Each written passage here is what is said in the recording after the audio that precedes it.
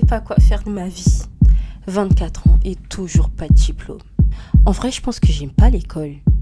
Purée, l'année prochaine c'est le bac et je sais toujours pas je veux faire quoi de ma vie. En vrai, j'ai ce diplôme, mais je pense que je kiffe pas. Reste ici, je vais te raconter mon histoire.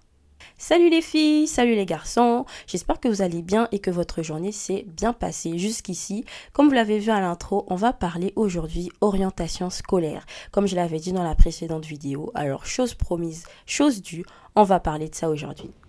Pour commencer, je tiens à préciser que je ne suis pas du tout une experte dans quoi que ce soit au niveau de l'orientation professionnelle ou quoi qu'est-ce, mais je suis juste une personne qui essaye de partager ses conseils, ses astuces basées sur ce qu'elle a pu vivre et sur son expérience.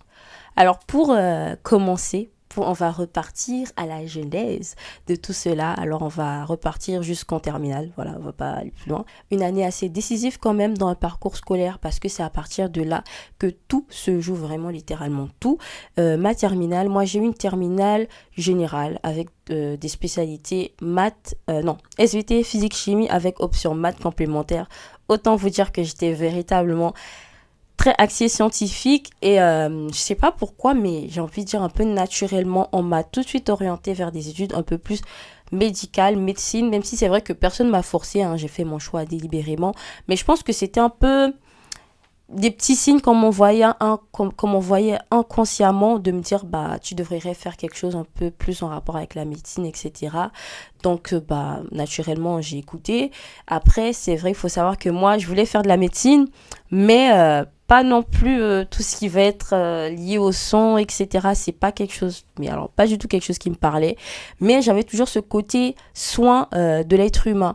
Et donc j'ai trouvé la filière de psychomotricité qui allie un peu le côté psychique, c'est-à-dire le côté un peu psychologique et le côté un peu plus moteur, le côté un peu plus physique de la discipline. Et ce mélange, voilà, ça a donné la psychomotricité. En tout cas, j'essaye d'expliquer comme je peux, après 2 ans quand même de psychomotricité. Et c'est ce qui m'a poussé justement à aller vers ça parce que je trouvais que c'était un bon contrepartie parce que du coup c'est dans le paramédical si je me trompe pas. C'est pas vraiment le médical, mais ça reste quand même un peu lié au médical. Donc voilà, dans le paramédical. Je me suis lancée dans ça. J'ai fait 2 années en psychomotricité. Du coup, j'ai dû voyager de la Guyane pour la France, comme vous l'avez vu dans ma présentation. En tout cas pour ceux qui l'ont vu ou pas. Dans ma présentation, je disais que j'étais guyanaise et du coup que je venais de la Guyane et que j'ai voyagé pour la France pour mes études. Et du coup, c'était pour ça, pour la psychomotricité. Et c'était bien, je rends grâce à Dieu quand même parce que sans ça, je pense que j'aurais encore été en Guyane, je me serais lancée peut-être dans autre chose et j'aurais peut-être pas été devant vous aujourd'hui en fait, vous ne seriez peut-être pas entendu ma jolie voix. Mais quand même, je pense que tout ce que Dieu fait est bon parce que même si je me suis réorientée par la suite, ça a été quand même une porte d'entrée pour la suite. Pour revenir un peu dans le déroulé de mon parcours scolaire, je me suis dirigée vers la psychomotricité. Au début, ça me plaisait bien parce que, comme je l'ai dit, je suis quelqu'un, j'aime prendre soin des gens. Mais je pense que la MC des 18 ans se connaissait pas assez suffisamment pour savoir que le soin des gens qu'elle aimait, c'était pas forcément un soin, du moins, lié à la médecine pour autant, en fait. J'avais tout whipping et je pensais que vu que j'aimais prendre soin des gens, c'était forcément que je devais m'orienter vers le corps médical alors que rien à voir. Du coup, j'ai fait ces 2 années de psychomotricité, comme je l'ai dit. Au début, ça me plaisait parce que je découvrais de nouvelles choses. On avait des cours de psychologie, des cours vraiment très open et free dans le sens où on se mettait vraiment face à nos émotions, à nos ressentis internes. Et ça, c'était pas quelque chose que j'avais l'habitude de faire dans ma vie de tous les jours, de se poser, de se dire ok là, qu'est-ce que je ressens, voilà, c'était pas des choses que j'avais l'habitude de faire et ça a été quand même très formateur par la suite pour moi quand même si je n'y suis pas restée, mais voilà, malheureusement ce qui m'a poussée à quitter, ce qui a été véritablement pour moi le déclic, c'est que en fait bien que j'aimais la discipline, que j'essayais de me donner à fond, il y avait énormément de facteurs déjà à prendre en compte. Le fait que je sois loin de ma famille, ça a joué certainement. Le fait que j'ai dû vivre toute seule dans un appart étudiant, ça a joué. Le fait que j'avais peut-être pas la meilleure aisance financière, on va pas se mentir, être étudiant dans un pays étranger, même si c'est vrai que je suis française, mais pour moi c'était un pays étranger, je connaissais pas du tout la France. Ça a joué aussi beaucoup dans ça en fait. Mais ce qui a vraiment surtout beaucoup joué et a fait peser la balance, c'est le fait que bien que je me donnais à fond, je dépassais pas les 8 sur 10 en fait. C'était très dur pour moi d'avoir un 10. Voilà, c'est pas quelque chose auquel j'étais habituée parce que sans me vanter, j'étais quand même une très bonne élève, que ce soit de la primaire jusqu'au lycée, j'étais une très très bonne élève, toujours été studieuse, etc. et habituée à avoir des notes entre guillemets qui suivent. Et là, de voir que ça suivait pas, ça m'a mis face à un mur et je me suis dit, ok MC, là, soit c'est toi qui es pas bonne, soit c'est les études qui sont pas bonnes. Et un jour, je me rappellerai toujours de cette anecdote, c'est que en fait, lors d'un oral de mise en situation, je sais pas comment on va dire ça, de cas pratique, j'avais révisé à fond. J'avais tout donné, en tout cas de mon côté à moi, j'avais tout donné. Et malgré ça, j'étais à côté de la plaque. Voilà, j'étais à côté de la plaque durant mon oral et je me suis sentie très inconfortable, très très mal à l'aise et je me suis dit en fait là c'est la goutte d'eau qui fait déborder le vase en fait. Je suis sortie de cette salle et inconsciemment, je savais que à partir de ce moment-là, je continuerais plus dans ça en fait parce que ça c'était pas moi, c'était bien mais c'était pas moi et ça il m'a fallu 2 ans pour m'en rendre compte. À partir de ce moment où j'ai eu le déclic de partir, c'est là que la vraie guerre a commencé. Voilà, c'est là que les choses ont véritablement commencé à se corser dans le sens où maintenant il fallait faire un choix d'orientation parce que je pouvais pas arrêter l'école. Pour moi, c'était impensable d'arrêter l'école. J'avais 19 ans et le fait d'arrêter l'école à 19 ans, pour moi, c'était impensable. Voilà, je pouvais pas arrêter l'école à 19 ans. Je pense aussi le fait que je suivais certaines influenceuses comme Rachel Luzica, je sais pas si elle passera un jour par là ou si vous la connaissez, allez la suivre. En tout cas, allez suivre son contenu, il est véritablement très intéressant. Et elle faisait un BUT-TC, ok. Et je me suis dit, pas mal et tout, pas mal. Donc, j'ai commencé de fil en aiguille un peu à avoir les études en rapport avec le commerce, etc., etc. Et je sais pas pourquoi il y a BTS Communication qui est venu, mais sans plus. Mais en même temps, entre le moment où j'ai pris la décision de partir et le moment où je devais m'inscrire dans une nouvelle école, ben, vu que c'était une alternance qu'il fallait que je trouve parce que j'avais clairement pas les finances pour payer une école de commerce, voilà, il fallait forcément que j'ai une formation en alternance, le délai il s'était déjà écoulé et tout le monde avait déjà bouclé leur alternant en fait, donc c'était compliqué en fait de trouver, je pense que c'était en août, c'était compliqué de trouver en août directement une alternance, même si je sais que pour certains ça a été possible, mais en tout cas pour moi ça l'était pas. Parce qu'en plus de cela, il y avait tout le background et tout un peu une phobie scolaire en fait. Parce que le fait de se voir dans un échec répété et de pas comprendre pourquoi tu es en situation d'échec, ça te met un peu comme une phobie scolaire ou une phobie, une peur de l'échec, un peu tout mélangé. J'avais pas envie de retourner à l'école tout simplement. Voilà. J'avais pas envie de retourner à l'école, mais j'avais pas envie non plus de, comment dire ça, de vivre dans la rue. Voilà, très clairement, parce que j'étais logée au Crous. Et au Crous, si t'es pas étudiante, bye bye, il faut partir en fait. Donc ça a été, je pense, cet été-là, c'était un des étés les plus coriaces, je pense, jusqu'ici. Parce qu'il a fallu que je trouve un appart, un travail, que je rende mon appart, etc. Et en plus de ça, que, entre guillemets, je cherche une alternance, c'était extrêmement compliqué pour moi. Mais Dieu a fait grâce. Peut-être qu'un jour, je vous raconterai la story time de cet été-là, cet été 2000. L'été 2024, non, 2023, 2024, je sais plus. Cet été, c'est ce fameux été où tout a basculé, entre guillemets. Je pense que je ferai une story time comme ça, l'été où tout a basculé. Et ça a été vraiment très dur, mais quand même, je ne me suis pas démotivée. J'avais quand même un entourage quand même qui était présent pour moi. Mes parents, ils étaient OK avec le fait que je change de formation. Après, c'est vrai qu'à un moment donné, ça a commencé à... Ma chérie, là, il faut rentrer bien, n'est-ce pas d'études, il faut rentrer. Mais ils ont quand même été OK avec moi, avec le fait que il fallait que je change tout simplement, enfin, que je pouvais changer tout simplement, que j'avais le droit de changer de choix de carrière. Et à partir de ce moment-là, j'ai pris une année blanche où j'ai pas travaillé, enfin j'ai pas été à l'école, j'ai pas été scolarisée, j'ai travaillé. Voilà, j'ai travaillé, c'était très dur parce que j'ai dû... Ah là là, je me réveillais le matin, je pense à 4h10 ou 4h20. Je prenais le bus de 4h50 ou 51, quelque chose comme ça, pour arriver au travail, je pense, pour 5h30. Et ouais, c'était dur. C'était très dur. C'était une période de ma vie, dites-vous ça, pendant 1 an, où j'ai dû me réveiller très très tôt le matin. Des fois, j'alternais, des fois, je travaillais d'après-midi. Et c'était dur parce que ce dans quoi je travaillais, j'étais préparatrice de commandes. Je ne sais pas si certains d'entre vous ont déjà exercé cette profession. Ça use le corps, ça use le mental, ça use tout, ça use les souliers, ça use tout, ça m'a beaucoup fatiguée. mais beaucoup forgé. En fait, à chaque fois, j'essaye de voir les points positifs des galères, entre guillemets, qui ont pu m'arriver parce que c'est ce qui a contribué à bâtir la MC que vous voyez aujourd'hui.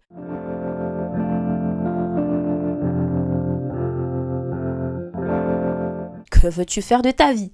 Et cette question-là, c'était tellement dur d'y répondre en réalité parce que, je savais pas. Je savais, en même temps, je savais pas. Le temps me pressait.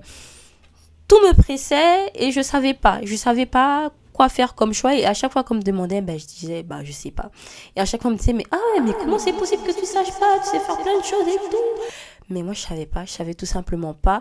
Mais Dieu merci, un beau jour, j'ai eu la confirmation par Dieu. Très clairement, je pense que c'est pas autre chose que Dieu, en fait, qui m'a révélé ce dans quoi je devais être. Et à partir du moment où j'ai eu la révélation de dans quoi j'étais appelée à être, la profession dans laquelle je devais être, ou du moins le secteur dans lequel je devais être, pas forcément la profession en tant que telle, mais le secteur, je pense que tout a été un peu plus simple. Non pas que les portes de l'alternance s'est ouvert automatiquement devant moi, parce que le fait de trouver une alternance, ça aussi c'est une story time. Peut-être vous allez avoir l'impression que genre je veux que dire que j'ai plein de story time, mais c'est vrai. Si je commence à raconter comment j'ai trouvé mon alternance ici, la vidéo elle va durer 25 minutes et j'ai pas envie de ça, vous avez pas envie de ça, vous avez pas envie d'un audio qui dure 25 minutes. Donc voilà, mais si vous voulez la story time de comment j'ai trouvé mon alternance, ça sera, je pense que je la ferai parce que c'est une story time qui me tient quand même à cœur, mais je pense que malgré ça, ça a été plus simple en fait. Parce qu'il y a un verset dans la Bible, dans Romains 5, verset 3, je vais le prendre, je le lis là. Bien plus nous nous glorifions même des afflictions, sachant que l'affliction produit la persévérance la victoire dans l'épreuve, et cette victoire l'espérance. Et j'ai véritablement vécu ce verset-là, dans le sens où j'avais des épreuves, j'avais des difficultés, j'avais des combats entre guillemets, mais ces combats-là ont permis de forger en moi la persévérance, c'est-à-dire continuer de faire, même quand tu vois pas le résultat de ce pourquoi tu es en train de faire, continuer de persévérer, continuer de postuler, même comme à chaque fois on te répond non, on prend pas d'alternance, non, on prend pas de trucs, même quand tout autour de toi te dit mais tu devrais changer d'alternance, tu devrais changer du moins de profession, tu devrais changer, tu devrais ici, tu devrais ça, oh non, tu aurais dû rester en psychomotricité, il te restait plus qu'un an, etc., etc. Et j'en ai vu passer des commentaires et des commentaires. Mais à partir du moment où je savais que Dieu m'avait dit oriente-toi vers la communication, le secteur de la communication, je n'avais, entre guillemets, plus peur de rien. Ça ne veut pas dire que je pleurais pas des fois, ça ne veut pas dire que des fois je n'étais pas démotivée, mais ça veut dire tout simplement que j'avais une vision, j'avais un objectif, j'étais focus sur quelque chose. Et comme le verset le dit, ces afflictions-là ont produit en moi la persévérance. Et cette persévérance, la victoire dans l'épreuve. Et aujourd'hui, le fait d'avoir trouvé cette alternance comme je l'ai trouvée, entre guillemets, ou comme Dieu me l'a permis de trouver, ça constitue un socle solide sur lequel je m'appuie pour toutes, entre guillemets, les autres épreuves de ma vie. Parce qu'en fait, lorsque je serai confrontée à des difficultés, je vais me dire, en fait, j'ai déjà vécu quelque chose, entre guillemets, de similaire. J'ai déjà vécu un problème qui paraissait sans solution et tout à coup, soudainement, sans crier garde, Dieu a agi. Et Dieu m'a fait comprendre une chose, c'est que son temps est le meilleur, c'est-à-dire le temps de Dieu est le meilleur. Et lorsqu'il te dit d'aller quelque part, c'est aussi parce qu'il sait en fait que ce que tu vas faire là-bas, c'est entre guillemets pour ton bien. Il y a un verset encore qui dit ceux qui se confient en l'Éternel trouvent dans leur cœur des chemins tout tracés. C'est-à-dire à partir du moment où tu as décidé de te dire ok, je m'appuie sur Dieu, je décide de me dire ok, rien n'a fonctionné, je préfère m'appuyer sur Dieu. Ou même quand, entre guillemets, tout semble fonctionner, je préfère m'appuyer sur Dieu. Dans ton cœur, là, tu vas trouver des voies toutes tracées. C'était la même chose pour mon BTS communication. C'était comme si c'était une voie toute tracée. C'était comme si c'était évident. C'était logique. C'était logique. C'est-à-dire qu'on regarde à ma vie actuellement, on se dit, mais c'est logique qu'elle soit en BTS communication. Il fallait que cette petite-là soit en BTS communication. Et si je dis qu'il y a 2 ans en arrière, j'étais dans une filière paramédicale, mais je pense que vous-même, vous auriez dit, meuf, ton potentiel, là, tu l'aurais pas pleinement exploité, en fait. Donc, tout ça pour dire ça, en fait. Quand Dieu te met sur un couloir, te pousse quelque part ou t'entraîne quelque part, c'est toujours la meilleure des décisions.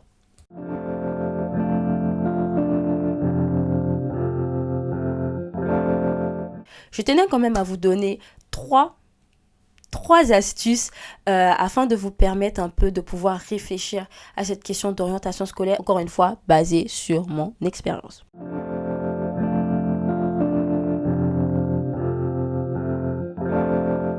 La première astuce, c'est de questionner les personnes autour de soi. Alors oui, ça c'est une étape véritablement cruciale. Demandez aux personnes autour de vous, questionner, demander, mais toi, comment tu as fait pour intégrer ton diplôme?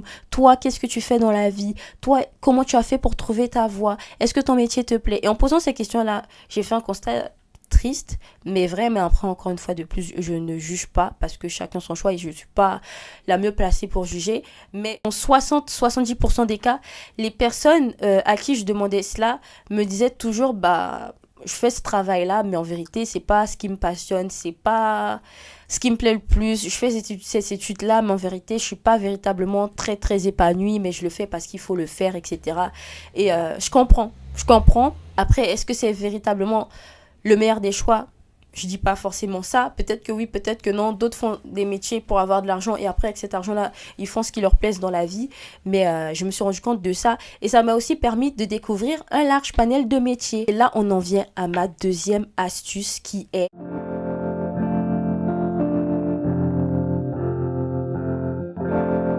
la vérité. Je pense que si je me suis orientée aussi facilement vers le domaine du médical paramédical, c'est parce que j'avais pas pris le temps de retirer ses œillères, voilà, et de me dire, ok, qu'est-ce qu'il existe en dehors de la médecine?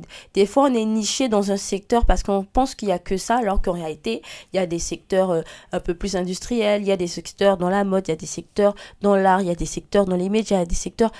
Il y a plein de secteurs, il y a plein, une multitude et une diversité de métiers qui existent, et même s'il n'existe pas, t'as qu'à le créer en fait. Donc en vérité, questionnez-vous, étoffez vos recherches au maximum en ne vous focalisant pas juste sur un seul métier, une seule niche, un seul secteur, mais en prenant le temps d'étudier chacun des secteurs pour voir est-ce qu'il n'y aurait pas quelque chose qui me plairait là-bas. Et quand vous aurez trouvé, entre guillemets, le secteur dans lequel vous vous plaisez, n'hésitez pas aussi à regarder, bah, c'est ce que j'ai fait moi, des vidéos, des vlogs de personnes qui vivent cette vie-là, qui vivent, entre guillemets, la vie à laquelle vous aspirez, qui vivent les études auxquelles vous aspirez être. Parce que parfois, on a un peu une utopie de nos études. Tu te dis, ah ok, je vais faire du droit. Tu as un peu cette utopie du droit. Et les études de droit, c'est pas Murder en fait. C'est pas la série Murder. Sauf que des fois, on a un peu cette utopie dans notre tête de se dire, ok, ça va être comme ça et tout. Je vais devenir docteur parce que j'ai regardé la série Good Doctor. Être médecin, être docteur, c'est pas la série Good Doctor. Sauf que si tu prends pas le temps d'étoffer tes recherches, de véritablement te documenter, de regarder des vidéos, de regarder des vlogs de personnes qui vivent ces études-là, tu sauras jamais. Tu vas penser que tu vas être comme Good Doctor, que les choses vont te venir directement, instinctivement de la tête, etc. Non, ça va pas se passer comme ça. Si ça se passe comme ça pour toi, gloire à Dieu. Mais dans la majeure partie des cas, ça se passe pas comme ça. Donc, étoffe tes recherches.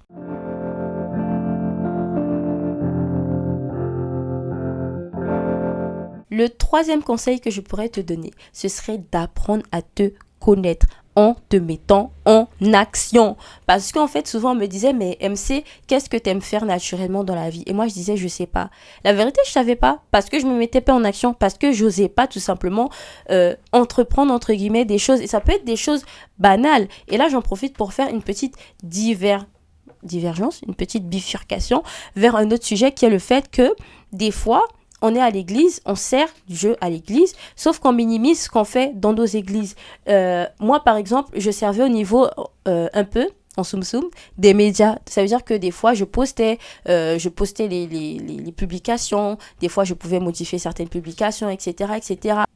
Et ça m'a permis aussi de voir comment est-ce qu'ils pouvaient mener une campagne entre guillemets, de communication lorsqu'on avait des événements et qu'il fallait communiquer 1 semaine à l'avance, 2 semaines à l'avance, etc. Et ça m'a beaucoup servi en fait. Parce qu'en fait, ce sont des petites choses qu'on fait dans nos églises, mais qu'on met pas en valeur parce qu'on se dit, c'est rien, parce que je le fais bénévolement, etc. C'est rien.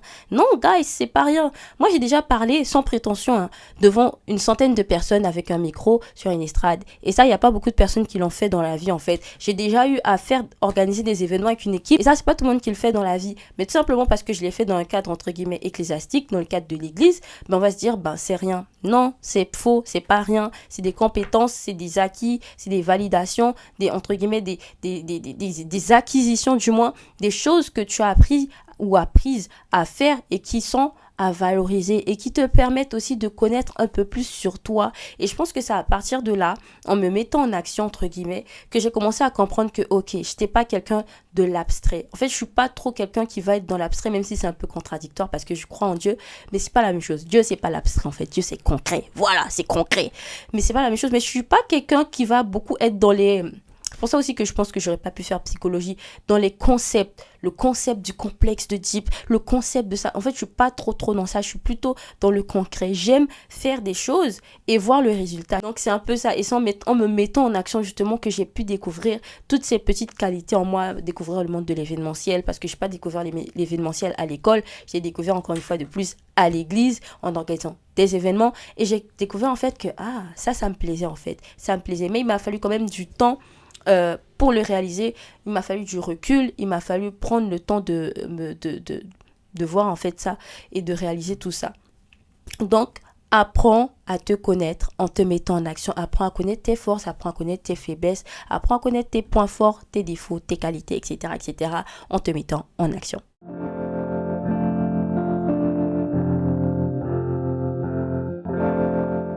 Quatrième conseil, un peu bonus, qui en réalité devrait être le premier conseil, ce serait de demander à Dieu. Voilà.